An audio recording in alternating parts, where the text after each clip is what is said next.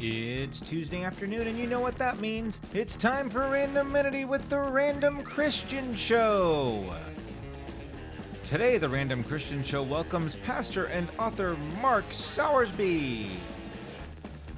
The Random Christian Show is now officially sponsored by PJ's Coffee of New Orleans. Check out their summer drink specials today.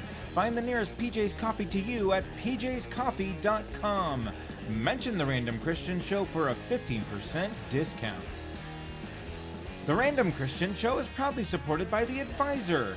The Advisor is a Facebook group created by Colonel James Neal Broadus, composed of multi-talents such as actors, directors, artists, writers, and more. If you fall into this category, contact them on Facebook at The Advisor. Intro music provided by The Dead Campers. Check them out on Spotify and at deadcampers.com. You can now watch past episodes of The Random Christian Show on your Roku on the Associate Productions channel. Catch up on all the episodes you've missed today. Next week, The Random Christian Show is taking a break, but we'll be back with a brand new show on August 16th with Lee Gibson, founder and executive director of the Relentless Pursuit Outreach and Recovery. My name is Andy, and now here's your host, Christian Random. Hey, hello. Hey, how you doing? All right. I'm all right. Hey, what? Hey. All right. I'm feeling jazzy. I'm feeling groovy. Plus, I got a PJ's cap on, so I know you always look good in the PJ's cap. Because it hides my bald head. That's why. Right. I didn't want to say it. At least you said it. I didn't say it. Yes, so man. I'm in the clear. Of hair. Thank you so much. Yes, yeah, we know. It's great. It takes a lot of work to get this, keep this nice and vibrant. I remember the days back when I was 12, having a full head of hair. I'm not going, Mom, where's all the hair going? Don't worry, son, just comb it. It's fine. I don't get it, Mom. Welcome to the show. It is Tuesday because Monday we ignored. Tuesday we're here. We're all here, and we're here with you, and we are glad that you are here with us. We are so excited. We've got Mr. Mark Sowersby with us on the show today. Oh, and by the way, the Random Christian Show is now, we were the #1 show for the month on Good Pods. Yeah, that's right. That's incredible. Yeah. #1, baby, not 2 or, actually. No, now we're number 3. Now we're 3. Okay, but we were number 1. Yeah, for about a week or so, we were the #1 show for the month. And so, no, that was last month. That's right. We've changed. So now we're still sitting at number 3 for this month. Only going up from there, baby. Awesome. So yeah, with this show, we're gonna skyrocket to 2.5. Pretty sure. So, no, with Mark, we're probably gonna go. 1. Hey, 1 plus. Sky's the limit with Mark. With 5 stars. So, and he's got great hair too. So pretty much. I'm factored out. Yeah. Yosemite Street. Which one is doing his own thing? I should leave the hat on, shouldn't I? Right. Leave it. Yeah. But PJ's only get, pays us so much. Right. And at least, or get a hat with some hair coming out the sides, just so it looks like you have hair. Little fake wig in there. Exactly. Right. Awesome, man. Yeah. So the crowd liked that one. Yeah. Crowd did. Yeah. Our feeling crowd. We are not live in front of a studio audience, by the way. No. We are in a way. We have what we like to call the chat that we like to enable. Right. There's Cheryl Atkins already checking in. Hey. Oh wait, hold on. I forgot to. There. Now we're fully enabled. Good job. There's Cheryl Atkins. Hey. How you doing, Cheryl? Cheryl is actually watching us from work. She told us about that a while back, and so if she gets a client, she can't respond, but she was very excited to be listening to Mark today as well. And his book, Forgiving the. Oh my. See, Andy, this is why I need to make notes. I usually have notes. Forgiving the abuse. Anyway, he's going to talk all about it. I am such a dork. We are off next week. That's the other thing I wanted to mention real quick to everybody tuning in. Next week, we will not be here. We are taking a hiatus break for 1 week. and we're going to change seasons. So we'll be into season 4 next week. Yeah, I know. The time is just flying. Season 4 is where the show really gets good too. Yeah, we're gonna pay off a lot of our long standing arcs. We're gonna answer all of the questions That's that our right. normal watchers have had. This is going to be the biggest cliffhanger you're ever going to see with Mark. The loose ends. Yeah, this is all the loose ends. Season 4. Trust me, you're not going to want to miss this. A lot of Easter eggs in this show. Right. That yes. Are right. They're somewhere. Yeah. But speaking of Easter eggs and doing good things, run to stop it right here. Look at all this. Look at all this cash you kids have been given for the hats. And we did order new hats. You can reach me on the email at therandomchristianshow@gmail.com or go to the website, The Random Christian Show, just therandomchristianshow.com. And there is a link on there that Andy has provided because he is a tech genius. And you can go in there and it basically just takes you to the Facebook page, which you can like, follow, and subscribe to, and order your hat through there. And it's just $25. It covers shipping all throughout the U.S. That's just the easiest way I could do it. That it comes in a nice little sturdy envelope, looks fantastic, and I throw in a sticker or two, so you'll have the hat. See, Andy's got the hat. I sold my last hat. But you'll get a sticker like that plus the hat, so you'll be fully.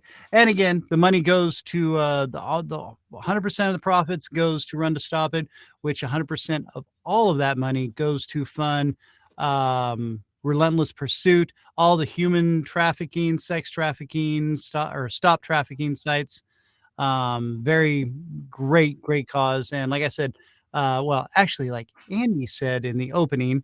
Lee Robinson will be here in 2 weeks from Relentless Pursuit. He's actually going to be in the studio with me right here. So it's going to get intense. It's going to get fun, and we're going to learn a lot. So make sure you are tuning in for that.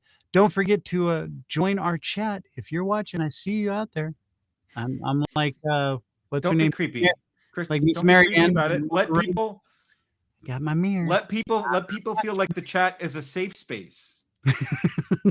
So let's not be creepy about being the chat. There is no safe space with this show.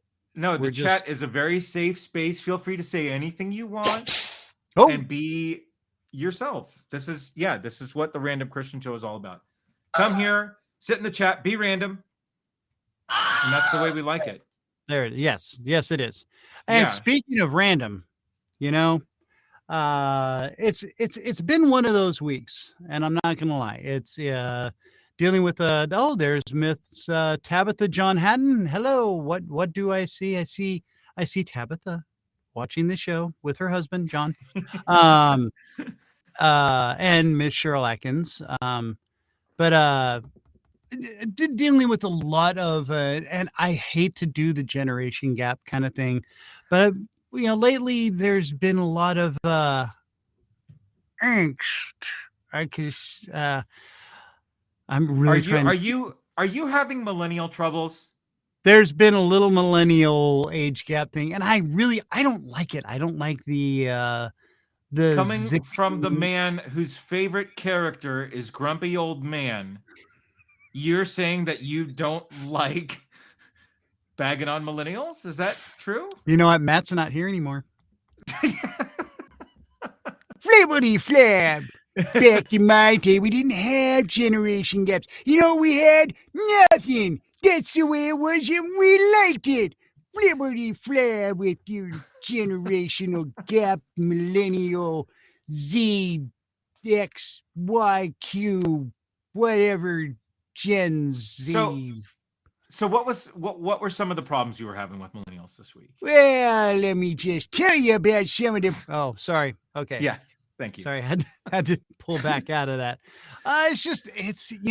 It is amazing to find the differences, and again, I try not to extrapolate onto them too much, but we ended up creating a list dedicated to the millennials, and it's 9 random excuses to not commit to something per a millennial, because there really seems to be a lack of commitment for showing up to work or doing the job right, or there's a lot of excuses. And so we thought we'd compile the top random 9, not top 9, random 9 No. excuses Excuses. to not to commit to something per millennial. And thought we'd just kind of, there it is. There it is. See, I hit the button twice and it didn't trigger. I apparently I have no soul. That's why it doesn't make the button. Right. Yeah. No, it doesn't recognize you. It's like there's nothing there. There's nothing there. He's sold out to iHeartRadio and PJ's Coffee.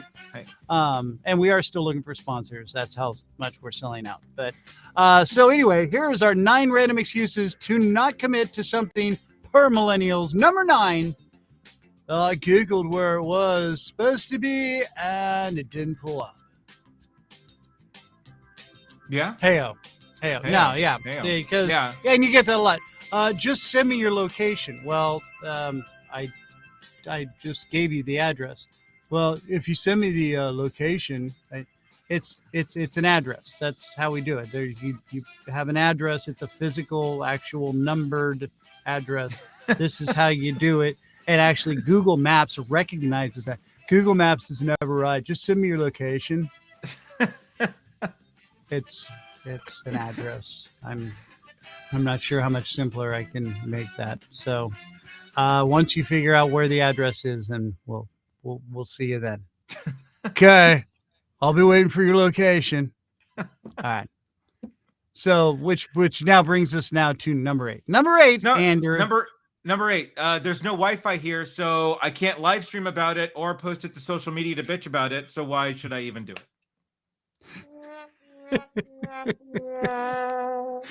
And that's true, because that's the first thing that happens. The phone goes up in the face. You would not believe what I was just dealing with. Oh my gosh. I ordered a mocha and I got a latte. Like, oh my God. Speaking of, how about some delicious PJ's Coffee? PJ's Coffee. Heyo. Oh my God, the Rose 35 is a little liquid heaven. All right, number 7, random excuse not to commit to something per a millennial.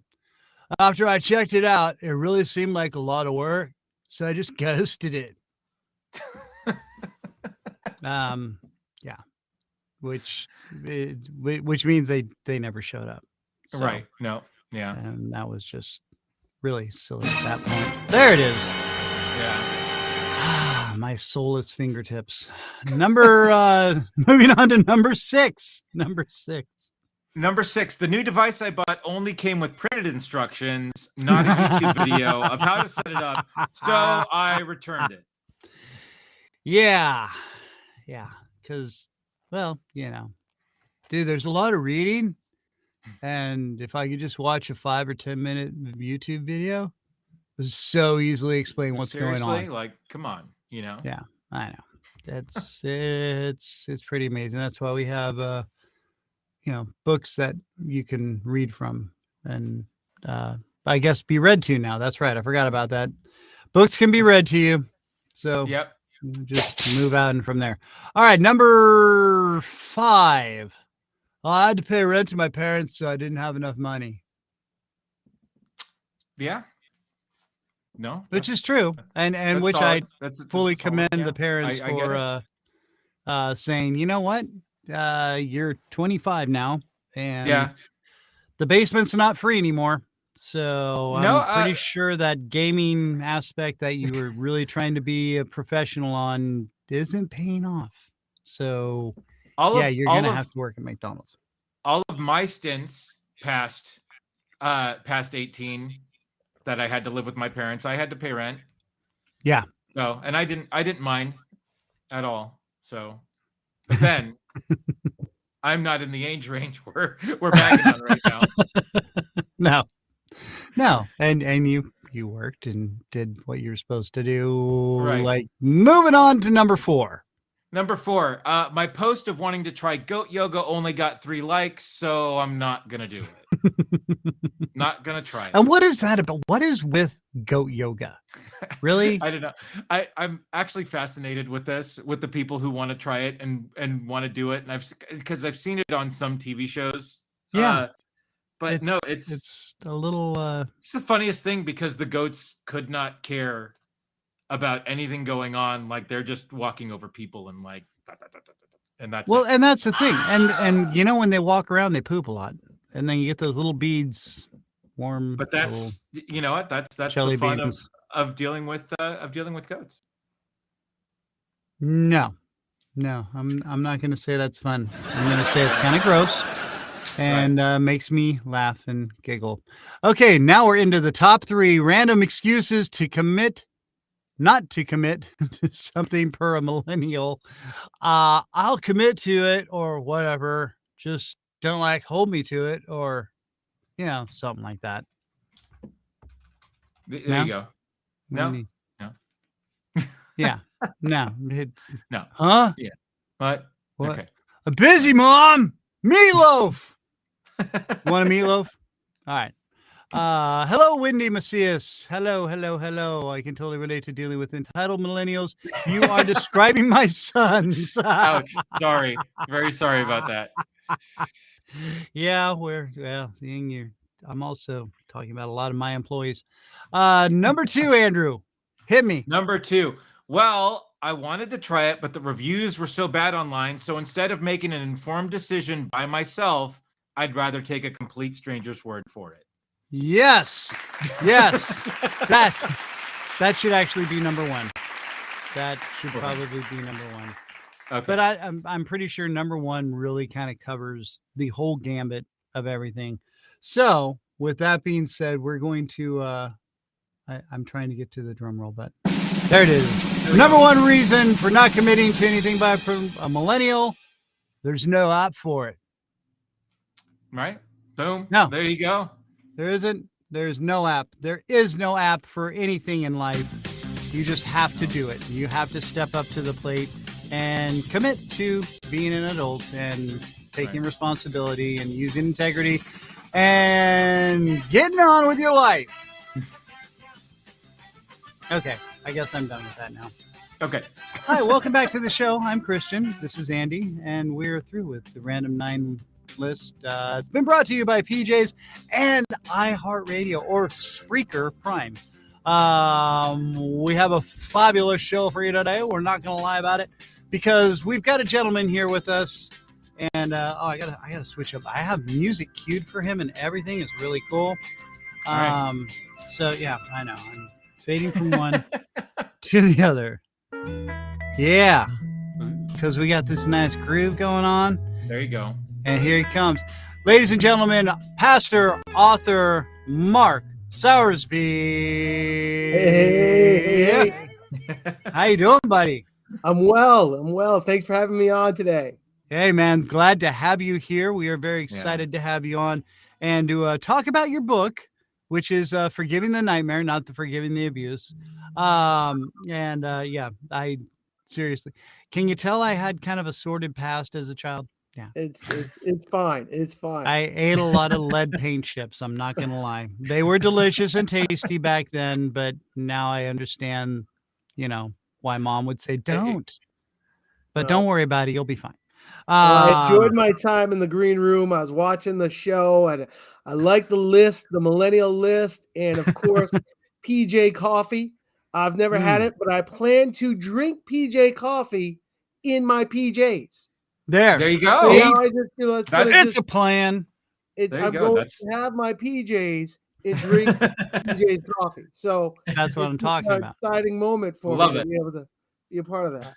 Yeah, buddy. And actually, I think now you're up in Connecticut. I am on the border of Connecticut and Massachusetts, so I say "ka" and "hob" and I say "wicked awesome." That's what I'm banging a Yui.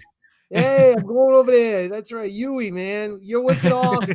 That's what I say. Great. So, but yet now I have a millennial story. Can I tell it to you? Oh, yes, please. All right. So I'm working with this millennial, and we wanted to make sure there was no time issue between our schedules. So I wrote him a letter and I said, let's connect so there's no conflict between our schedules. He didn't get back to me for a couple of days, and then eventually he got back to me with a document. It wasn't just a sentence or a paragraph. It was a document telling me how the word conflict is a threatening word and how he felt so hard to be able to address the issue. I was like, no, we don't have a conflict. I want to make sure our schedules do not conflict. And I'll never forget that. So now I'm being the old guy too. Yeah. No, I recently finished a stint of coaching youth soccer where I was not allowed to use the word drill.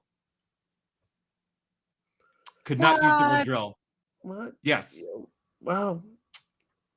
Yeah. So no, I'm right there with you. Yeah. Conflict. Very, very, very threatening word. I guess so. I'm just an old guy trying to figure this thing out. So my don't get me started, Mark. My response would have been a Webster's definition dictionary definition of the word conflict in terms of what you were referencing and not the other. Yes, I've had a great learning curve in dealing with millennials. Like your listener, I have several children that are millennials, and I'm trying to learn to communicate with them. And it's a process all on its own. So it's learning a new language and figuring out the right thing to say. And no. And I'll be studying that while I'm drinking my PJ coffee in my PJs. In your PJs. Oh there man, you go. Mark, you are fitting right into the show. Come buddy. on, bring it on. PJ's Coffee, which is all over the U.S. here. So just help yourselves to some. In fact, hey, how about a little sippy sip? That's right. That's delicious coffee. Got a little kick to it though. Whoa. No. That was 15 years ago. Is it Cajun coffee? It's from New Orleans, you said? It is actually roasted down in New Orleans and by Felton. I can't remember his name now. Felton Jones. It's on the cup, I think. No, it's on the portable or the disposable cup. That's and not a disposable. He pays you to remember his name. I just needed you to remember the name of my book, which you gracefully forgot, but he pays you to remember who he is. So, yeah, that's good. I'm just going over here. It's okay. I no, I'm sorry. Okay. No, you're number one, and you're going into season 4. And it's going to be great. It's going to be well, we're hoping so. We're that's the goal, Mark. That's our goal. It is. It's going to be great. No, we're very excited that I had to brag about that. I don't like bragging a whole lot, but when we do that against people like Dana Carvey and what's the other knucklehead? David Spade. And we beat them out. I was very happy. So hey, there you go. Welcome to the show. It's not about us, Mark. It's about you and your book, Forgiving the Nightmare, which is now. How long ago did you write this? We wrote it basically about last year. We wrote it last year. It came out in December of 2021, right at the end of the year. So it's still within its first year of being released. Yep. So yeah, you're still fresh in the press, as they say, or whatever. Now, what was the whole inspiration behind this book? I mean, and now is this something that you use like in your pastoring, or is this something completely separate from what you're doing? No, well, first of all, let me just say, guys, I get the shtick of the show. You're a couple of wacky guys. You put a smile on everybody's face. But for you to take this topic on, I want to thank you for that. You're not afraid to address something a little bit more deeper, serious, maybe even ugly at times. And I want to appreciate that. It's great to have a smile. It's great to put laughter in people's lives. I probably hid behind trying to be the class clown for many, many years. And for you guys to address something that we're going to talk about, my book, Forgiving the Nightmare, and the things that happened in my life, I just really want to say, thank you so much for not being afraid to dive into a subject that can be quite ugly, but also through God's grace can bring peace and hope with only through God. So thank you guys for jumping into this. So my book's called Forgiving the Nightmare. Yeah. It's called Forgiving the Nightmare. It was launched, like I said, at the end of last year, 2021. We're on Amazon. Bing. No, I don't know. Yeah, we're on Amazon, which is great. We got a website, all that kind of jazzy stuff. But really what happened is I grew up in abuse. I grew up horribly abused from the ages of 7 to 14. And wherever your mind goes with that, that's what happened. I was physically abused, emotionally abused, verbally abused, sexually abused. I was burnt, stabbed, stole to others. For 7 years of my life, in those very early developing years, I just survived.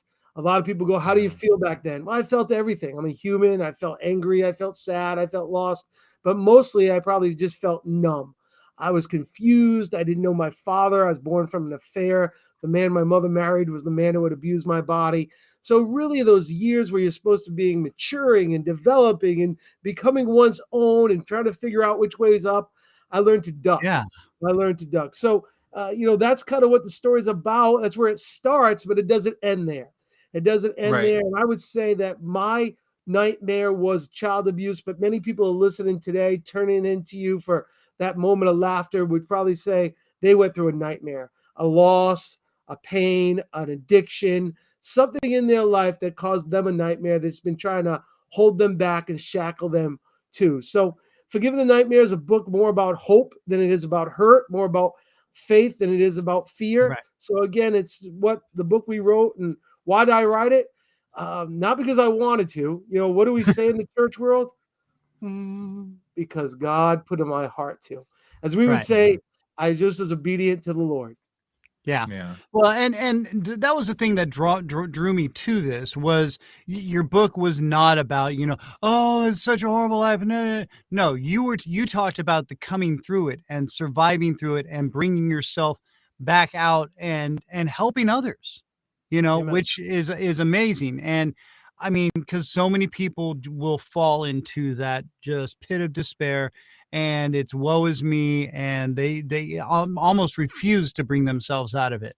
And that, like I said, what drew me to your book, just reading the little description of it, I was like, wow, this isn't a book about, oh, this was so horrible. I mean, yes, I'm not downplaying what happened or anything like that. I get it. Yeah. But the thing is how you forgave, you moved out of it and you grew and you only really became stronger and how you developed your faith and how you stepped up into, I mean, give us I know you kind of gave us give me a little more something on the synopsis of your book here. Let's sure. let's give like because there's a lot of people out here listening all over the world. Well, like I said, it's a book we wrote to be honest. I tried to be as genuine as I can. My faith means everything to me. My faith is the rock I live on, the God I cry out to. Everything's about my faith. But I don't want to put on a plastic smile. Because I have faith, because I'm a Christian and a pastor, doesn't mean I don't have bad days, doesn't mean I don't have fear, disappointment. So when I wrote the book, I wanted to experience and express all those attributes of going through this journey called forgiveness. Yes, I thank God that he was with me, that his word was with me, that his spirit was with me. But what does that look like on a Monday morning? How do I put that in play when I go to work or when I'm driving down the street, when the kids are having a bad day and the wife and I are talking about junk? How does all that kind of work into life? Yeah, I thank God for my prayer closet, and without it, I could never be where I'm at today. But what do I do? So in my book, I tried to say, faith and the practical, they don't have to be two separate things. They can be one, they can be combined. So that's kind of what I talked about. Be genuine, let you know about the 2 steps forward and the 1 step back, let you know about the bad days and the hard days, let you know about the doubt and the fear. But at the end of the day, I know that it was only by God's grace and God's mercy that I could say I've forgiven. But I didn't start this journey off by saying, hey, I want to forgive everybody who's done anything wrong to me. I started this journey off by saying, I really want to know God. as you heard earlier, I grew up in a home full of dysfunction. You can imagine, I'm sure your listeners can imagine just how ugly a home like that could be. Yeah. My abuser's native language was deception, lies. And I grew up in Wow. that home. So when I started this journey, I went to church at 16, and I just didn't want to know religion. I wanted to know God. God, if you're real, that's the kind of God I want to know. Not just man's thou shalt not or man's practices. I Right. wanted to know God. And by seeking God is where I started to learn how to forgive those who trespass against me. Okay. And see, and we had a little brief talk last week, you know, in which it really got me even so much more excited to have you on the show, because you're one of these guys. You're a pastor that is hungry for God. You're hungry about talking about God and what God represents and what it's about. It's not, I mean, yes, the Bible is the law of the God, but the Bible can get so misrepresented and so twisted and turned. I mean, that's just man's fault, is we try to make words sound okay for everybody else. And but you're not like one of those guys. You're like, this is how it is. And you speak the word of God, and you're talking about the realities of it. And you know, this whole forgiving the abusers, and I mean, this is what it's about. And it was funny, the other day I was talking with someone about a 12-step program, and how, I mean, the 12-step program, AA, was developed based off of biblical Sure. principles, and which, but it goes along with so much in life that we have to deal with. And you have to go back and where you can, make amends where you can. If it's too dangerous to do so to you or that person, don't do it. Let it go. They're going to find their own path at their own time, whatever. You know, there's a certain, there's so much familiarity through all of it, through the 12-step programs and stuff. But again, like I said, the way you've approached it and the way you've done it is it was so honest, and it's so pure, and it's what, you know, what I like to imagine Jesus was doing, which I mean, you know, I have a very similar pastor that we follow at my church, and he was actually on the show also. But it's the way you talk, and that's what it's about. It's you know, you don't go Well, verbatim off I of it. appreciate what you said. You know, all I tried to do is to be honest, genuine, real, talk about a God who loves me. I Yeah. would like to think I'm the least religious person in the world. Now, again, if you see me on a Sunday morning, I'm standing in front of a church. I've done weddings, I've done funerals. I do, you know, I lead communion and all the things that are traditional to a church, and that's my life. I love my faith. I love my church. We're up here in Dudley, Mass. We're a Calvary Community Church. So yeah, I'm a traditional pastor. I do all the things that would require or request, and I love that part. But I also serve a real God, a God Yeah. who just comes beside people. And I think in the journey, sometimes, you know, religion gets in the way of Mhm. relationship. Right. So, you know, and I'd rather have a relationship with God than a religion with God. So, Yes. you know, I think on that journey, it's all about perspective. We talk about forgiveness, but you know what? Forgiveness and reconciliation is two different things. And I'm Right. not a psychiatrist or a doctor. I've read about it. I've talked to people a lot smarter than me. So, you know, I've kind of learned a little bit about that. But, you know, forgiveness is the first process. Reconciliation is a whole nother process. It has a lot of different people involved, you and other people. So, you know, have I reconciled with everybody that's wounded me? No. No. Have I forgiven? By the grace of God, and only by the grace of God have I forgiven. So I kind of looked, you know, had to look at what that is. I had to kind of look at what's it really mean to forgive. You know, I hear people say forgive and forget. You know, I don't want to be ugly, but when you have had your body ravished by somebody's lustful desires, it's kind of hard to forget that. Yeah. You know, Yeah. it's kind of hard to Right. forget being Absolutely. burnt, you know, being burnt and stabbed. And so do I forgive and forget? No, but I can still forgive.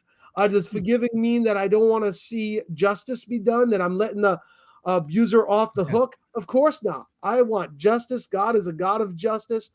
Does it mean that I don't have to forgive, you know, one time and I walk away? No, I think sometimes I got to forgive daily, sometimes 2 or 3 times a Yeah. day. Yeah. And I'll tell people it's all about perspective. You know, I think I think for me, I was always waiting for that day where it'd all be gone. That I'd wake up and that familiar lie, hurt, pain, insecurity wouldn't be there anymore. That, Right. I'd wake up and it'd be utopia. It'd be rainbows and butterflies. None of my Right. past would ever, none of my past would ever, echo in my mind. Well, that day's never come. And some Yeah. days I wake up, I have triggers, I have memories, and I wake up and some of those familiar lies, or we would say in the church world, the enemy's attack, try to come up and try to overwhelm me. But you know what happened in my life? Even though the Everest of my abuse, and it like a mountain that casted its shadow on everything I did, the way I felt about myself, the way I applied myself, the way I talked about myself, the way I presented myself, it was a shadow that casted over everything I did. What happened was, even though it's not gone away, God became bigger. God became Right. the light. God became my strength. God became the hope. So that mountain of pain that had so much over me for so long, when I learned to forgive and trust God, when I learned to hope and love God, when I learned to surrender my ways, because God's ways are higher than my ways, and I know it's not easy, and I don't say it Yeah. lightly, Yeah. but when I learned to do that, God's ways became bigger than that mountain. So that mountain's big, but God is bigger. Right. Right. Now, okay. Now, and you were talking about, there's a line. How do you know where to define how do you define that line? Where is there a point where you're like, okay, yes, or okay, I got to hold back, or where? Well, I think that's all individually, and as we would say in my circles, the Lord would lead you to that. But sometimes Yeah. there's people today that are probably listening that are still holding on pains from people who have passed on. You can't go to that person and say, "Will you forgive me?" Because they're gone. Yeah. Maybe there's people today that are listening that have trauma from people that don't even realize they caused the trauma. They're not ready to even Right. say, "I'm sorry." They're living in ignorance, and what's your problem? So a lot of times the forgiveness has to start in us. Now, how does that start? How do I forgive something when somebody hasn't even asked me to forgive them? Because it changes the perspective. See, God Right. forgave me, so he's required me to forgive others, but he's Yeah. patient and he's kind and he's loving and he's merciful and he helps me be able to forgive those things I can't forgive. It's not done overnight. Like I said, it's been a journey. There's been a Yeah. lot of ups and downs. I asked all the hard questions. Where were you, God? If you're a loving God, why did this happen? I asked all those questions, of course. But I Yeah. think in that personal journey, God will show that individual and in their situation how much and where to walk. But God desires us to seek ye first the kingdom of God. So as we give Yeah. ourselves to God, God will lead us through those places. Absolutely. Yeah. And I'm sorry. Were you gonna say something, Andy? No, no. Oh, I think this is an incredible start to this conversation, and it's I mean, like you said, we're all dealing with a certain aspect of something that we hang on to that drags us down in a way that yeah. puts a frown on our face, that stops us from doing something of where we should be going, right? Yeah. And I do love that you say that it's not gone, but now your faith is bigger. That's Your right. faith is bigger than that. And I think that's such an important lesson to sort of hammer home, is that, you're not ignoring it. Yeah. You're not pushing it aside, but you're acknowledging it in a way, right? Yeah, of And course. you're not giving it the power that it once had over you, because fueling you with a bigger power that is That's right. allowing you That's right. that's allowing you to say, hey, I can do this, right? That's right. I can open my eyes in the morning, I can put on my shoes, I can walk downstairs. That's right. Yeah. That's right. Like That's right. that's such a so I mean, again, I mean, we haven't really gotten to the meat there, but just what you've said so far, I mean, just resonates so much with, again, it doesn't necessarily need to be something big like what happened to you, No. but Yeah. it can be, but it's all how you choose to weigh it, and the energy you choose to use to dwell on it versus Yeah. that you use to use somewhere else. So I would say, like, and I didn't do this by myself. Let me say, right. I had counselors, I had coaches, I had pastors, I had friends.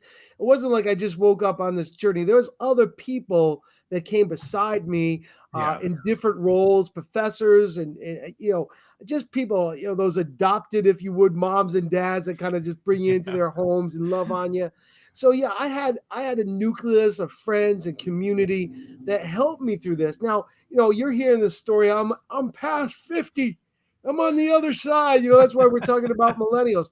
So, I don't know if I talked this way when I was 25 or 30 or 35. Right. But now that I'm getting a little long in the tooth, a few more gray hairs than I want to admit, the perspective has changed. One of my favorite scriptures in the Bible is, and one of my favorite stories is Jesus catches the woman. Well, they bring the woman that's accused of adultery.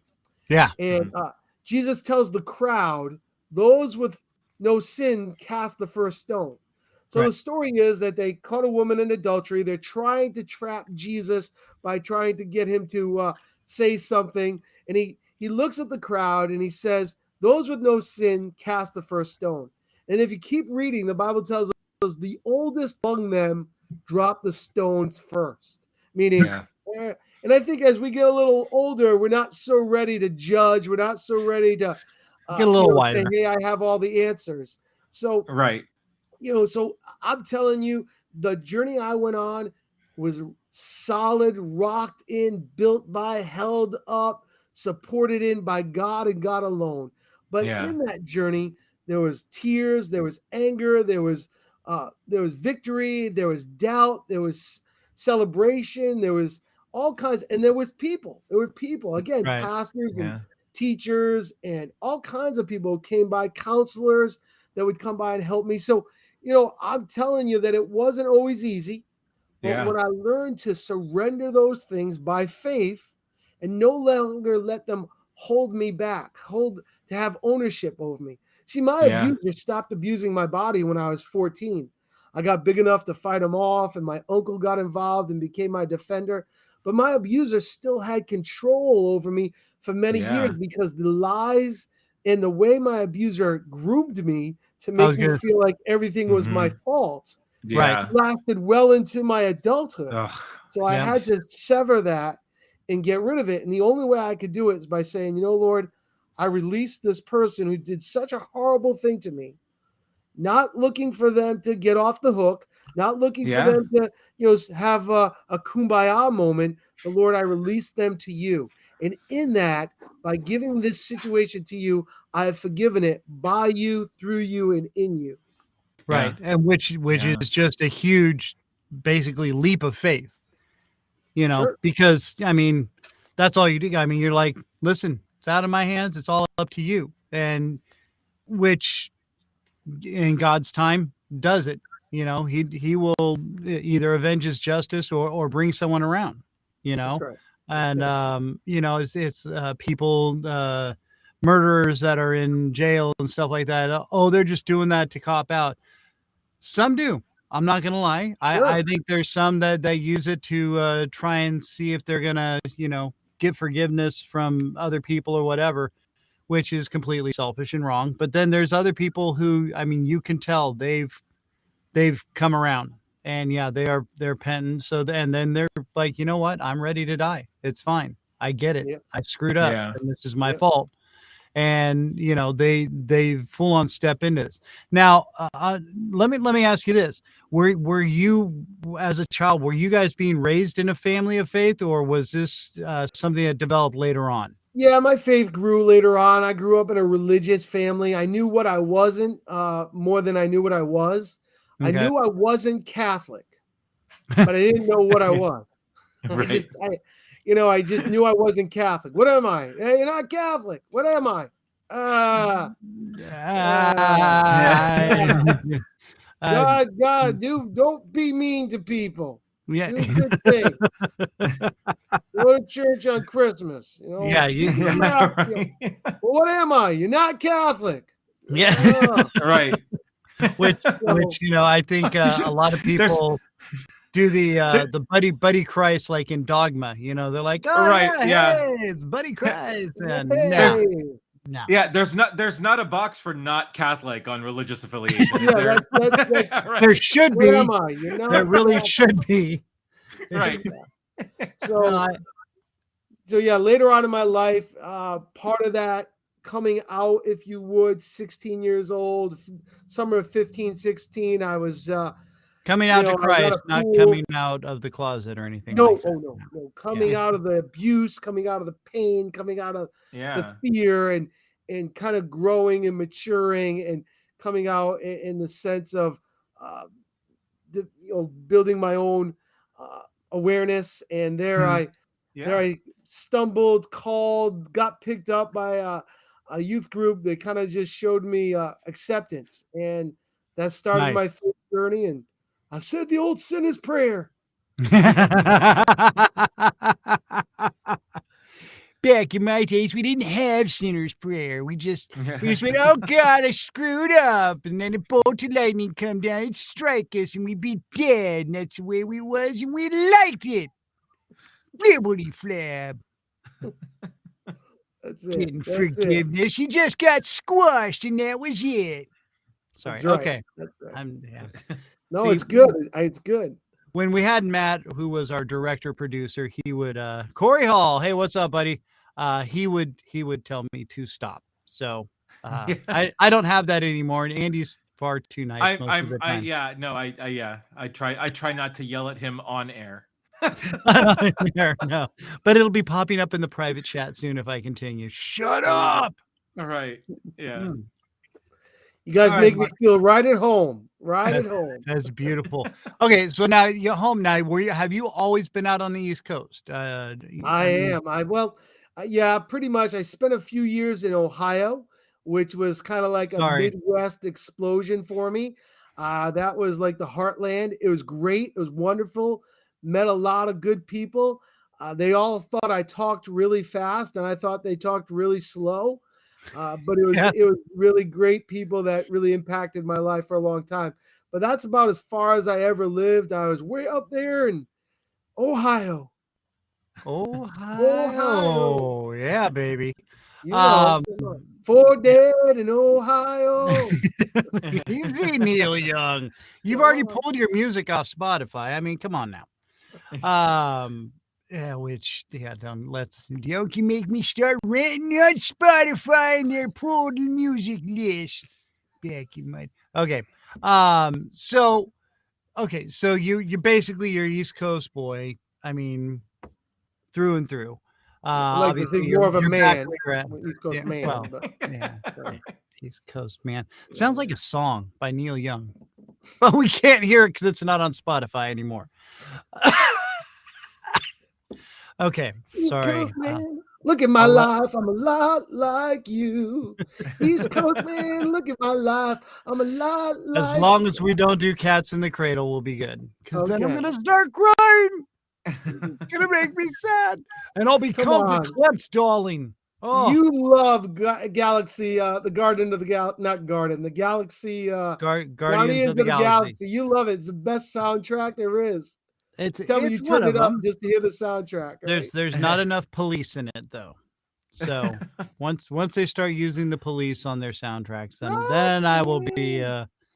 Yes, Corey Hall, you should be confused. Corey Hall is one of our staple listeners and supporters, and we like to confuse him. Corey Hall is also a pastor, by the way.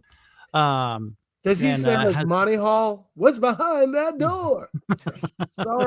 I'm sorry. I never even brought that correlation together, but now it makes a lot of sense. Open that Bible to book 3. What's behind that pulpit? Let's take a look. That's right. All right. The altars are open. Come on down. I don't know. Sorry, Mr. Hall. I'm sorry. No, this totally fits in with this show, Mark. This is what it's about. Yeah. So, in fact, now I was an abuse victim, so my mind. Now you get this. Now you get our "Yes, we're nerds" sign. So, you're part of the crew. This is all. We're the three amigos now at this point. Okay, so how long did it take you to write this book? Because this is a pretty.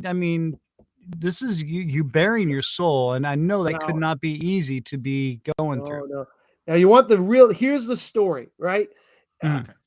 God has a sense of humor because one of the casualties of my upbringing was my education. I'm a dyslexic, and I never got the support or the aid that I needed because I wasn't raised. I survived.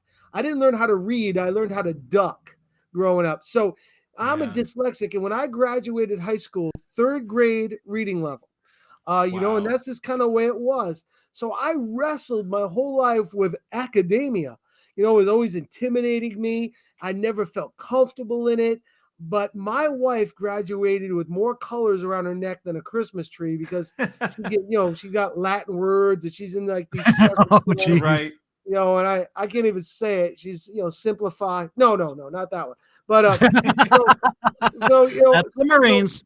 That's right. That's another one. So we put the book together and I wrestled with God. Hey, God, I'm a 3rd grade reading level dyslexic. And the Lord's helped me out so much that he just kind of put the story together. I've been writing it my whole life, but we put pen to paper. It kind of took us about a year to write it. I kind of spilt myself out on the page. I handed it to my wife and she said, I love you, but it needs a period and a capital. Right. We need there's things called got to use the big letter, not the little letter. And then she was like semicolon, and I was like, what? Whoa, what are you doing to my colon? What's going on? And then she told me to go and leave her alone. So we were able to put it together. We found a great publisher that has a lot of patience because he dealt with me. And that's right. Sorry, it was ill-timed, but it needed to be in there. So we said colon. Colon. That just makes me want to do that right there. Listen. We're talking about abuse, and then we talk about I'll get out of here. All right. Oh man. Yeah. All right, that is up to me to make those correlations, not up to you. That's but see, I would have done that and felt horrible. Everybody. Oh, Corey! Now this show's going down the crapper. Good Thank you, Mr. Lord. Credential Holder. Here, you can have him back now because I was on this random show. Right. Yes. Yeah. Thank you. I was in good standing with my fellowship in an ordained minister for many years of my life. And then I was on a radio show podcast. Yeah. Thank God you're not Catholic because you'd be doing a lot of Hail Marys at this point. Right. Yeah. And rosaries and whatever else they do to try and forgive themselves for Andy, doing whatever horrible things they do. Hey, Mark, hang out with us for a little bit. I want to, we're going to take a little commercial break. We use these guys to pay for things Got to keep the lights on. And got to keep the lights on and the live stream supported and going like that. Can you hang out for just a little bit with us? I'm not going anywhere. You're not going anywhere. Fantastic, buddy. All right, give us just a minute. We're going to jump into this commercial and then we're going to be right back. Thank you. The Random Christian Show is now sponsored by PJ's Coffee of New Orleans, specializing in small batch roasted coffees and teas and delicious beignets and baked goodies. Now, obviously, the coffees are mind-blowingly amazing, okay? My personal favorite is the Roast 35 in Papua New Guinea because I like the dark roast, but hey, they have a great variety from light to dark and even in decaf. Maybe you want some tea or some chocolate? Well, they've got that, and hot or cold as well, and even blended drinks to help beat this summer heat. PJ's offers pour-overs or hot or cold drips, and nothing says PJ's of New Orleans like a beignet. Yeah, that's right. These delicious little morsels from heaven complement any of these beverages or just a munch on alone. PJ's has scones, muffins, bagels, croissants, and sandwiches. Yeah, that's right. My favorite is the Cuban. Muy delicioso. At PJ's of New Orleans, the coffee starts with the selection, and they are finicky, all right? But it shows in the quality and the deliciousness of this coffee, okay? Then they small batch roast it. That's right. They give it the love it deserves for each unique flavor by roast master Felton Jones. PJ's of New Orleans is a small franchise, but they are growing and they take great pride in their product by doing just that, keeping it small and keeping it under control. Now, there are locations growing throughout the U.S. in Louisiana, of course, Mississippi, Texas, Arkansas, Alabama, Georgia, Florida, South Carolina, now in New Jersey and Maryland, and out west they've got Colorado, California, and of course right here in Missouri and Kansas City up in Platte City, Missouri. Maybe there's no PJ's Coffee near you. Well, what do? You get on the interweb and you go to pjscoffee.com, and they're also on Twitter, Facebook, Instagram, and Pinterest. You can order the coffees you need right from their website at pjscoffee.com, or you can find a location that's near you and go there and get it yourself along with some delicious food. All right, pjscoffee.com. Check them out, PJ's Coffee of New Orleans. If you mention the Random Christian Show, you're going to get a 15% discount, especially here in Platte City, Missouri. All right, PJ's Coffee of New Orleans. Go to the interweb, pjscoffee.com, order you some coffee or find a location near you. Get your order online and have it ready for you when you get there, or use the drive-thru. All right, PJ's Coffee of New Orleans at pjscoffee.com. Small batch roasted coffee because they care. There it is. Thank you, PJ's Coffee, and thank you for everybody checking us out. Make sure you go to their website, pjs.com, find out what you need. In the meantime, though, we got, well, not really the son of a preacher man, but we got the author of a great book called Forgiving the Nightmare, Pastor Mark Sowersby.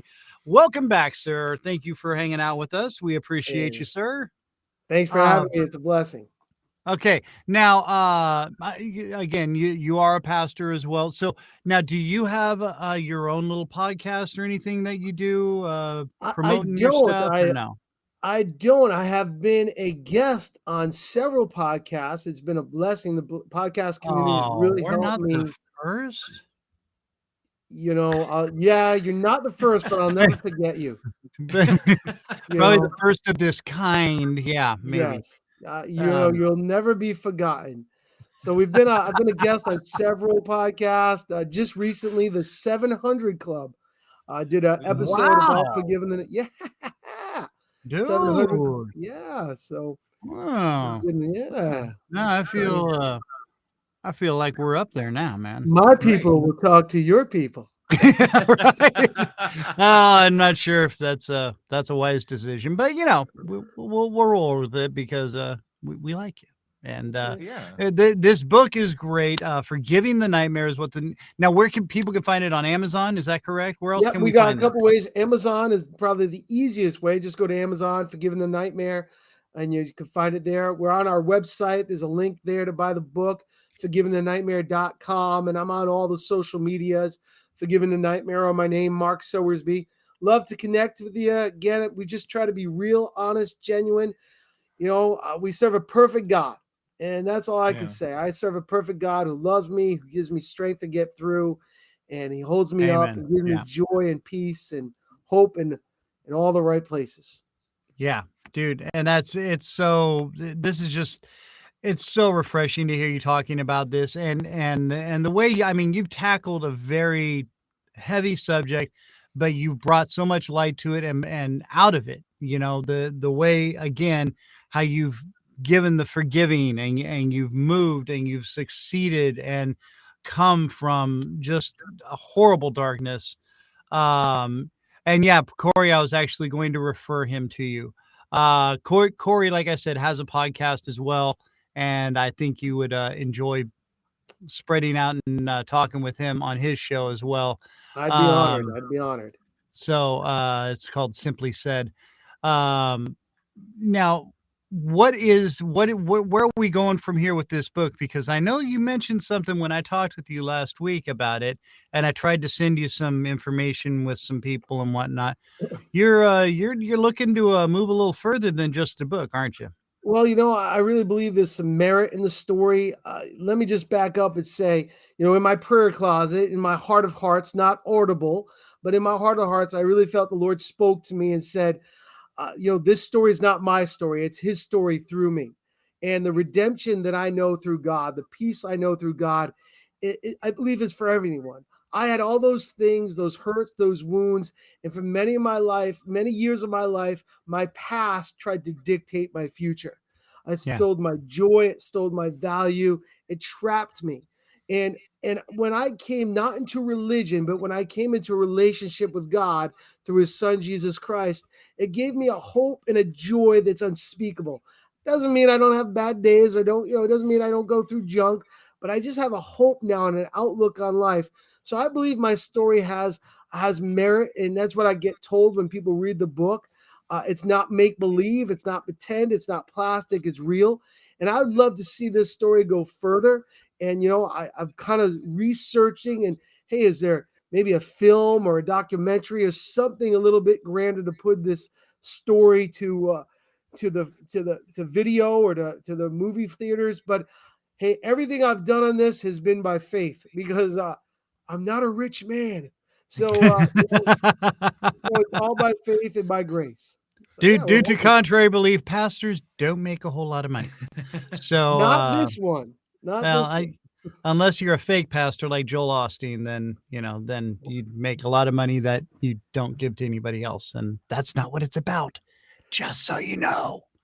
We are talking with Mark Sowersby, pastor and author of Forgiving the Nightmare.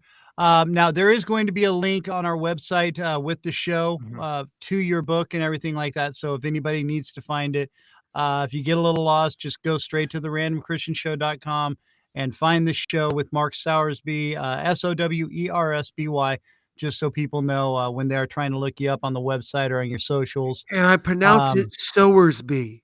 Oh, so like Sowersby. Like reaping and sowing. Yeah, not like a baby pig like Sal. Yeah. Like Sowersby. I do wrestle with my weight, but wow. Oh, great. Now I'm calling you fat. That's not awesome. shaming me. Yeah. This is about the normal time of our show where Christian insults the guest. Yeah. Just so you know. So like this that one's right on cue. Yeah. I'm okay. God loves me. God loves me. That's a check in my mark right there. So we're good there. There it is. There's the scream.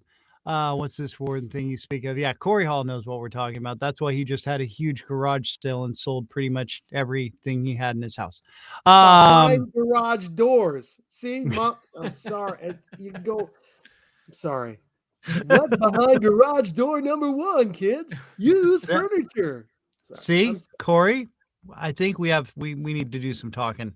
Okay, so you really want, and you know what? In this day and age, it's not that unbelievable to see a movie like this. This is how a lot of word about things are getting spread and put out there. And now I did send you some information on some people to talk to and whatnot.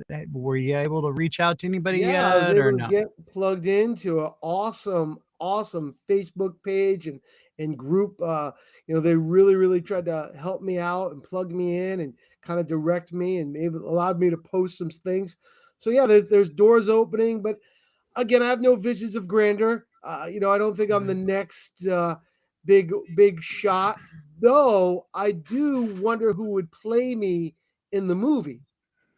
Right. And we did have this discussion as well.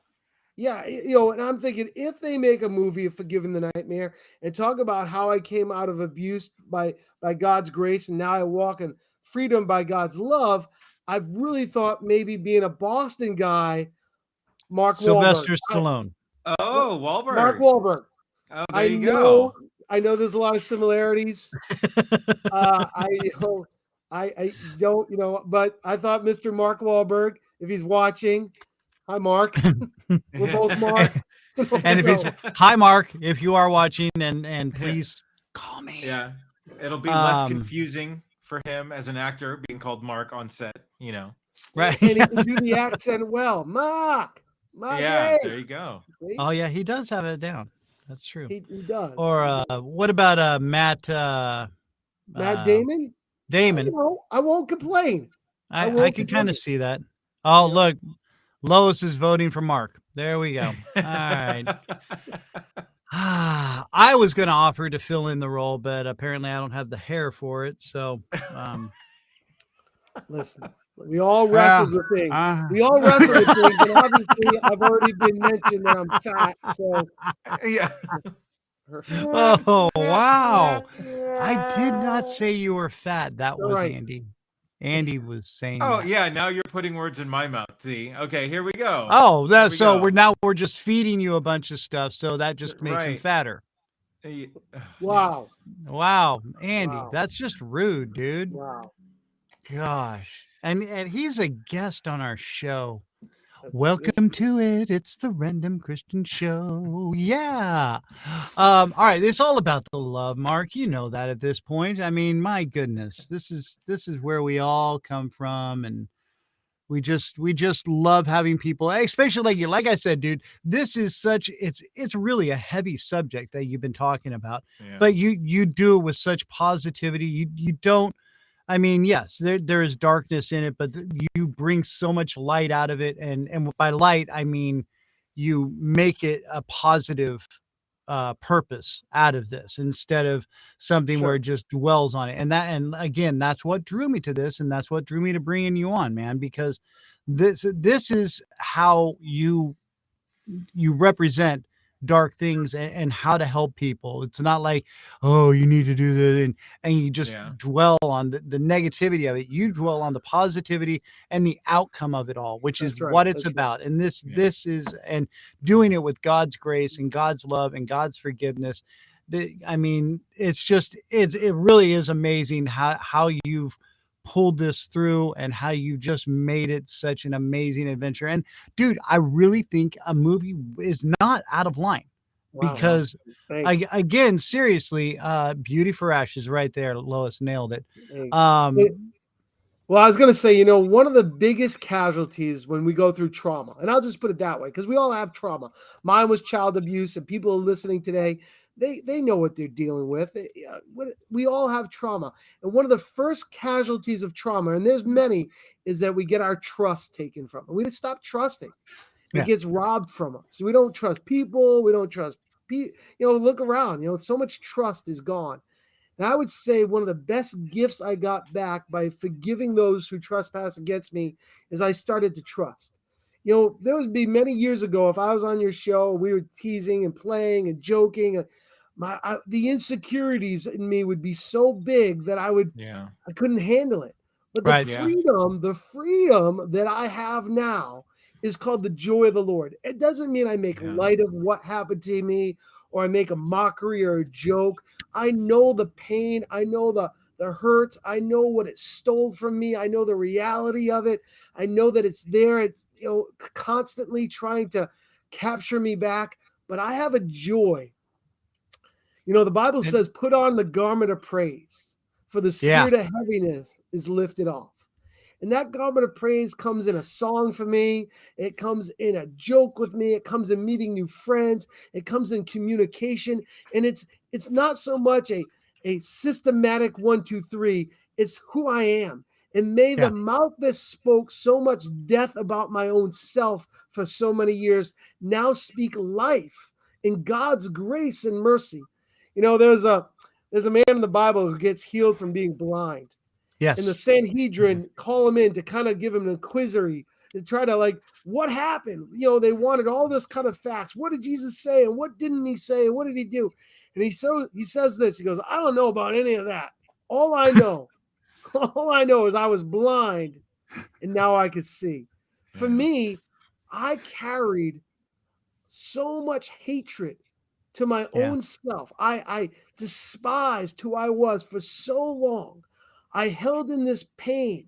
I ate it. I never felt like I could accomplish anything. When I walked in the room, because of the lies of the abuse and the grooming of my abuser, I felt like junk, trash. And now, not that I have it all figured out, but I have a peace that comes from God. And that peace allows me to smile.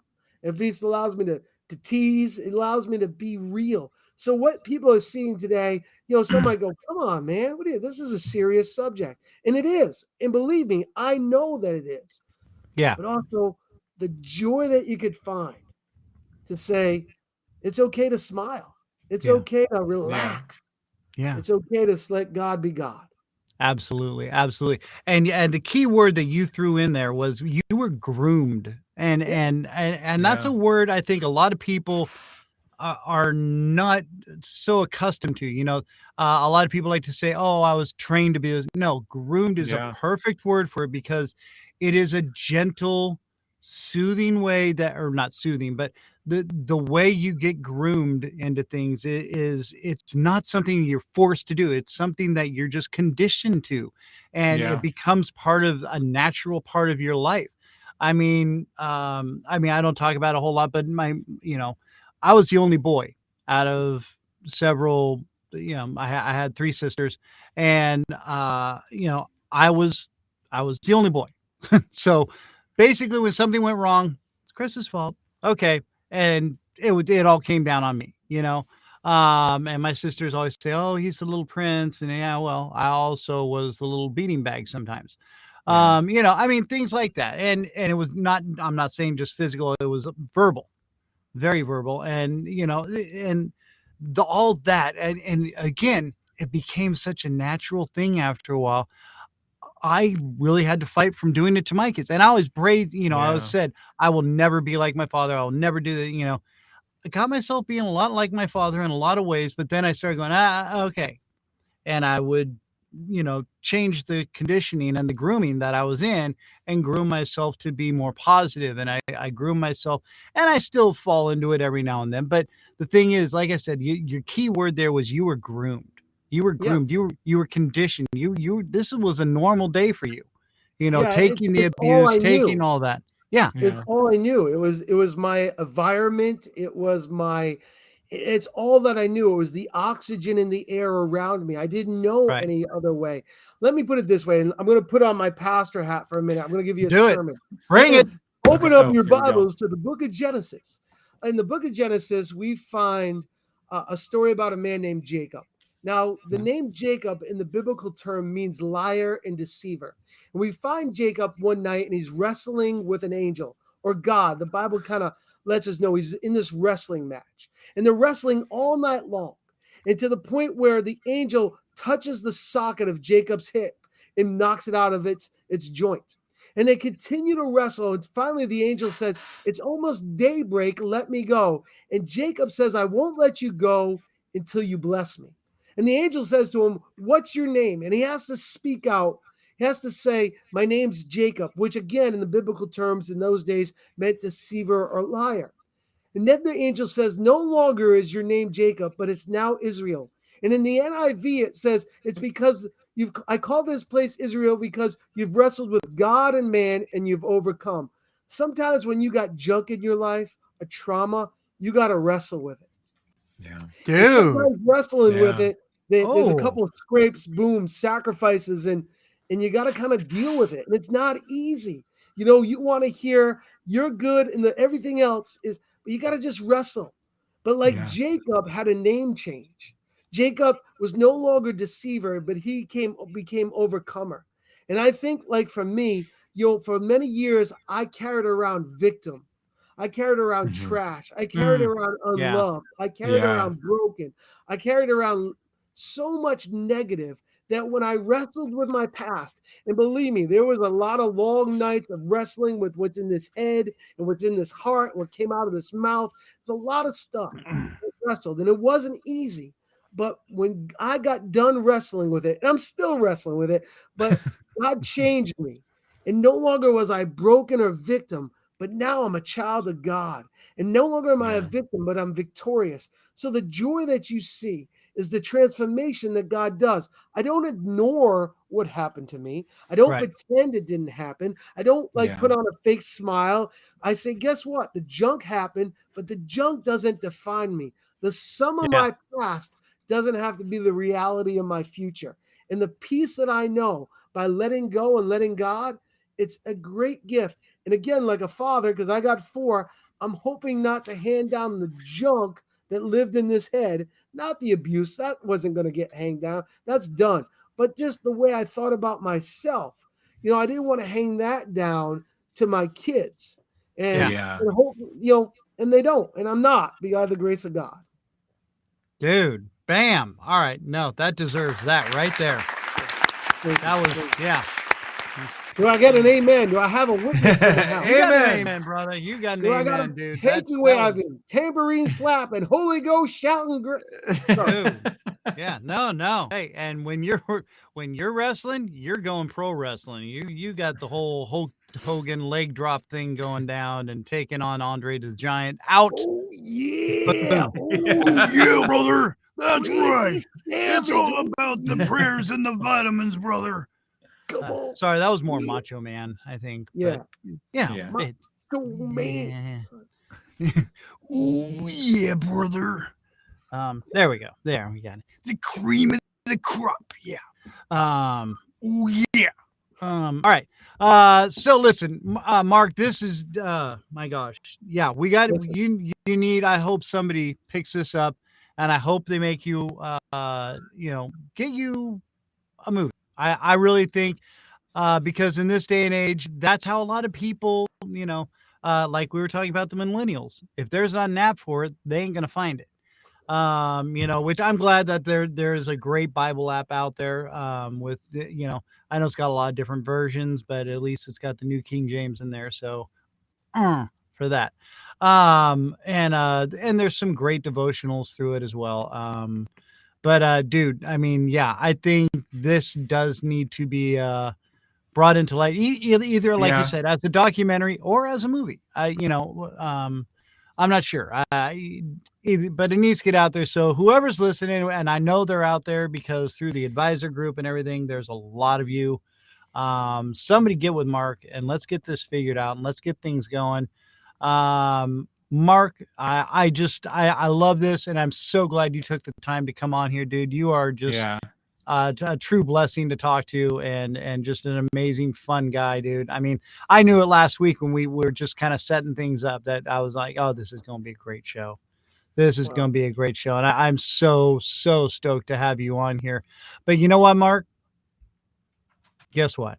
What's that? It's time for Random Questions of Insanity. Yes, that's right. Yeah, that's right. Mind blown, buddy. This is a little game we like to do towards the end of the show. Again, there's no right or wrong answer. They're just random questions that we like to throw out there to see what your answers are and see the vibe and the thoughts and thought processes of Mark Sowersby. Sowersby. You can just say fat kid next time. Oh, wow, Andy, way to go. Fat kid. We're here with You're the one who started with Sowersby. I was following your lead. Oh, yeah. So, yeah, thanks for that pronunciation, guest, by the way. Well, no, actually, Andy is he's a great fact checker. So, like, I'll be doing something and he'll be like, Chris, no, that's not right. And so I kind of took the lead off of it. And I must hear that a lot. Wow. Whoa. All right. Mark gets another rim shot there. That was beautiful. That was beautiful. No. Do not be sorry. There is none of this. There was just pure on loving right there. So listen, let's do this. We have a couple standard questions we usually ask, and you are not of the millennial age, so I think you'll be able to get the first one right off the bat. Okay. First random question of insanity. What is the best James Bond film? That is tough, but probably Goldfinger. All right. Yeah. Goldfinger or Live and Let Die, or there really isn't no wrong answer, but no, that's an excellent answer. Just out of curiosity, who's your favorite James Bond? Man, you guys are, it's got to be the man, right? The original. It's got to be Sean Connery. It's got to be Sean Connery, the man, right? That's right, Trebek. I won't go any farther with that because it gets kind of out of control. I mean, he's Indiana Jones' dad. I know, dude. I mean, they couldn't have been any James better. Bond, Indiana Jones' dad. I mean, I if I'm ever dog in prison Indy. in Alcatraz, he's coming to get me. Yeah. Right. Exactly. Which we've actually had one of the guys from Escape from Alcatraz on here. You guys, he made it? Yeah. You had one of the three? As far as you know. Thought they were in Argentina. Actually, That's what no. A&E told me. They were in Argentina. The guy that we had on did not make it. So it was just a holographic image. Okay. Played by an actor from back in the day. What is your favorite sandwich and what all is on it? Like from bread to bread, what kind of bread? What do you put? Mayonnaise, mustard, whatever. What kind of sandwich? What do you have? What is your favorite sandwich? I'm gonna go with your basic, probably your ham sandwich. I like cheese. I'm not a big tomato guy. I Okay. like my onions. I like my onions not cold, a little bit, not al dente. A little bit of onions, some cheese. I'm not really big. I don't mind. I'm a fat kid, so I eat anything. So any kind of cheese, ham, a little bit of salad, a lettuce. Probably on something like that. See, that's East Coast thing, though. That's an East Coast thing. Put some salad on it. Salad, right? Yeah. It's toasted probably. So wouldn't have mustard, probably a little bit of mayonnaise. That matters the day. Dude. All right. I know. And again, there's no wrong answer, especially that's your sandwich. What kind of bread though? I would say probably just a nice now this is where I'm from. This is where we call it. It's kind of like Hawaiian, but we call it Portuguese sweetbread. It's like okay. Kind of like Hawaiian. But I grew up calling it Portuguese sweetbread. We have a large Portuguese community here, and so. Yeah, no, absolutely. Well, and that's the thing too. You're closer to Portugal over there, so Portuguese from there. On the West Coast, it's the Hawaiian bread because they're closer to. It's the same thing. It's just, anyway. Maybe, yeah. But all right. Okay, Andrew, hit him with one. What is the biggest lesson you learned from being a father? Man, you want me to answer? And you're not Catholic, so you can't use that. The biggest lesson I'm learned from being a father is to know that the children's reality is a lot different than my reality. Like the world they're growing up in is so much more different than the world I'm growing up. And the influence around me is so much different than the influences around them. So the way they process life and have perspectives is so much different than the way I process life and have perspectives. So that's one. I don't know if that's the biggest. This is the first one I thought of. No, that's a great answer. No, that's again, no wrong answers. So no, yes, well done. Let's see. I'm gonna find a good one here. Which superpower would you not want? Would I not want? Not want? Laser eyes. Laser eyes. I'd like to be invisible, but laser eyes, I mean, you'd have to wear the sunglasses all the time. Right. You take them off by accident, you kill somebody. You're like, hey, Larry, let me see your binoculars. Oh, dude, I'm sorry. I'm sorry, man. Now, maybe I'd like to have lasers other places, but just not the eye. Whoa. Fingertip. Right. Ears, nostrils. Come on. See, well, that's the thing too. Achoo! Oh, dude. Just took out 3 stories in your apartment. I'm sorry, bro. All right, Andy. So it's your turn to order the pizza for the group tonight. What are we ordering? What do you order on your pizza? There you go. Dude, there was no hesitation. Oh my gosh. That was just like, meat lovers. I mean, because I'm the dad, so I never really get to do that. Right? Yeah, I do get to pay for it, but it usually turns into a major debate on what kind of cheese we have and allergies we have to fight through. So when they finally say, Dad, what do you want? It's going to be something that's so unhealthy. Right. We're having every kind of meat you can find. There's going to be elk. There's going to be bison. There's going to be snake and alligator. It's all going to be, it's just a little bit of fried protein. I want some boiled, fried, plain protein on that thing. There's going to be a pork chop just right in the middle of it. Greasy. Just give me some tomato sauce and a pork chop. I'm happy. I don't want cheese or salad. I just want a pork chop with some tomato sauce. That's the vegetable. Right. That's right. Okay. That's great. This will be interesting.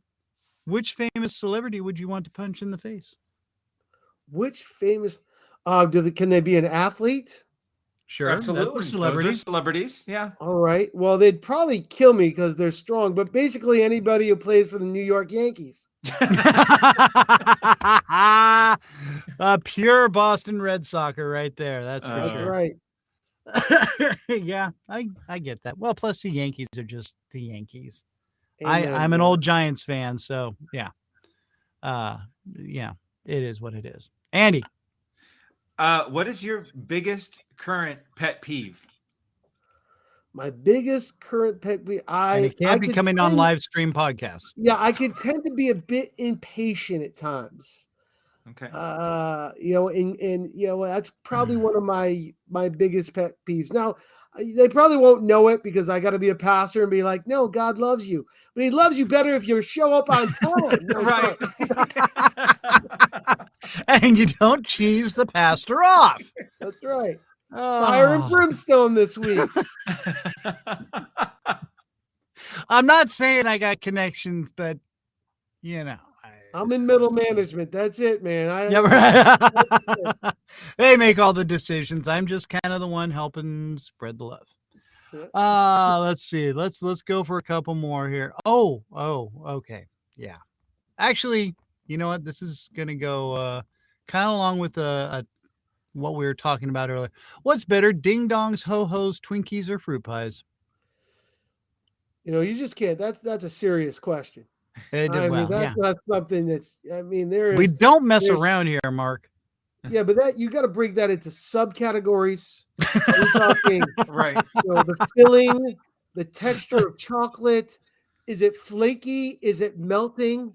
I mean, these have so many so many subjects involved in this. Variables, the day, the heat, the month. But I'm gonna blow you away, boys. Swiss rolls. Boom. Oh, okay. So Little Debbie's. All right. Yeah. All right. I guess, and technically that's a ho-ho. So. Says you. All right. All right, Andy, one more from you. Yeah. Your food is bad as a restaurant. Do you say anything to anybody? Oh, yeah. Probably. If I'm puking, all right. That's fine, no problem. How much of it? Are we talking like I ran into pizza and I got a $5 pizza, or if I'm at a French cuisine with my wife and I mortgaged the meal? Definitely. You mortgage the meal and you get bad food. You're at a restaurant. Everybody's gonna know up in that house. Okay. I didn't know we ordered El Crapolo for dinner. Right? So. Yeah. Now, would you go old school? You back to your Boston roots and stuff. Listen, you stupid. Hey, yeah. Listen. Yeah. You're Marky from Boston. I'm gonna rip this place apart. Okay, I lived with a few brothers from Lawrence area, which is near Boston, I believe. Right? I know. Yeah. Okay. Yeah, we talked about that. Okay, never mind. All right, you got 30 seconds to tell the world something, Mark. What is it? Jesus loves you. Jesus died for you. Jesus cares about you. God is always there. And you can trust the Lord and call on Him, and God is there forever. I say, glorify the Lord. Man's religion will fail you. Man will fail you, but God will never fail you. Seek Him, and you shall find God. And that's my message to the world, that Jesus loves you, died for you. Yes, buddy. That's what I'm talking about. Where's my applause button? There it is. There it is, right there. All right, dude. That was awesome. Nailed it, of course, as always. Dude, Mark, this has been an absolute blast, man. Mark, I would love to have so you much. back on. Hopefully, we find somebody to get you connected and maybe get this thing made into a movie or some kind of type of a documentary kind of thing or something, you know, I mean, this would be great. And to just find out, you know, maybe in a year or so how things are going and what's been going on. Would you be willing to do that with us, bud? Oh yeah, it's been great going on with you guys. Thank you so much for the opportunity to smile, to think, to pray. It's been a blessing being with you guys. And again, thank you for tackling such a subject on such a platform. It'd be easy for you guys just to go with the simple stuff, but you dived into such a topic, and I pray that many people can hear through the laughter and through the smiles, they can hear the truth. Well, thank you, sir. Thank you so much. That is two kind of words. Now, Mark, again, let's plug the book. The book is called Forgiving the Nightmare. Where can people find Forgiving the Nightmare by Mark Sowersby? You can go and find Forgiving the Nightmare at forgivingthenightmare.com and on Amazon at Forgiving the Nightmare. Okay. And plug the website again one more time. forgivingthenightmare.com. Boom. Yeah, dude. We're going to get you into some voiceover work, I think, too, man. All right. And anything coming up soon or anything? You got anything, any events that you're going to be at? Or you know, doing we just got published in a magazine called Influence Magazine, which is kind of a biggie deal in our little pond. I'm an Assembly of God pastor. So, you know, they hang out in Springfield, Missouri. So you're kind of in my Mecca. You know, you're up there in my my Holy Land. So, yeah, you know, in our Assembly of God circles, I just got published in one of our magazines, and going on the Cornerstone Network, going on CTN Network, and just been able to get out there and share the gospel. Right on, Mark. Hey, listen, man, keep it coming. Keep doing what you're doing, brother. And can't wait to get you back on here and find out how you been doing and everything. All right, man? All right. God bless, guys. Thanks for having me. God bless you. Thank you so much, Mark, for coming on the show, buddy. Wow. That was awesome. I knew it was going to be so fun, dude. Yeah. He's great. He's so cool. Yeah. I love his energy. His energy's fantastic. Oh my God. Yeah. That was just, dude. All right. Well, I don't know. I wanted to kind of keep him on, but I had a lot more questions. I wanted to ask him, you know, the old Iron Man, Batman, but you know, I figured I didn't want to get too involved with that because then, I knew he'd pick Iron Man and then you'd just be like, oh, you're just baiting him. Oh, so, but that's what I do. That's what I do. Right. Andy. Yes. So yes. It's all good. All right. So that brings us to the end of another round season 3. And the end of season 3. Did you all find the Easter eggs? Did you find the clues and the cliffhangers for next season? Wonder Woman. Oh my Mark gosh. says Wonder Woman. That was perfect. It's not a multiple choice. It's either or. He can say whoever he wants. He's allowed. Yeah, it's Iron Man. We all know it's Iron Man. Okay, so Wonder Woman. Next week we will not be here. Next week we are taking a little seasonal break, and then we'll come back with season 4 with Lee Robinson from Relentless Pursuit. Where's Lee's graphic? I think it's Lee Gibson. What? Lee Gibson. Lee Gibson? Oh my gosh, dude! I've been calling him Robinson. I mean, when I talk to him, oh wow, he's a very nice man. Lee Gibson. Founder and executive director of Relentless Pursuit Outreach and Recovery, which basically helps people out of the sex trafficking and human trafficking trades. Lee does amazing work. And again, the money from Run to Stop It goes to help fund those people. And we just cannot say enough nice things about them. So make sure you buy a hat. Andy, could you model the hat for us one more time, please? Oh, sure. Yes. Yeah. So now the new ones I ordered will be in all black. So imagine this color all over there. And we will get that money to the Run to Stop It Foundation. And $25, go to the website. It's there, or just email me at therandomchristianshow.com and we'll get you set up. In the meantime, though, Andy, you got Roman Regrets this weekend? Not this weekend. Next week. So, next week. All right. So everybody's on hiatus for a week. Yeah. Right. Yeah. Well, one of our hosts got sick. So. Oh well, then there we go. And there's that. And so with that note of us sickening people everywhere around the world, because we are number one, at least, well, for last month, we were number one.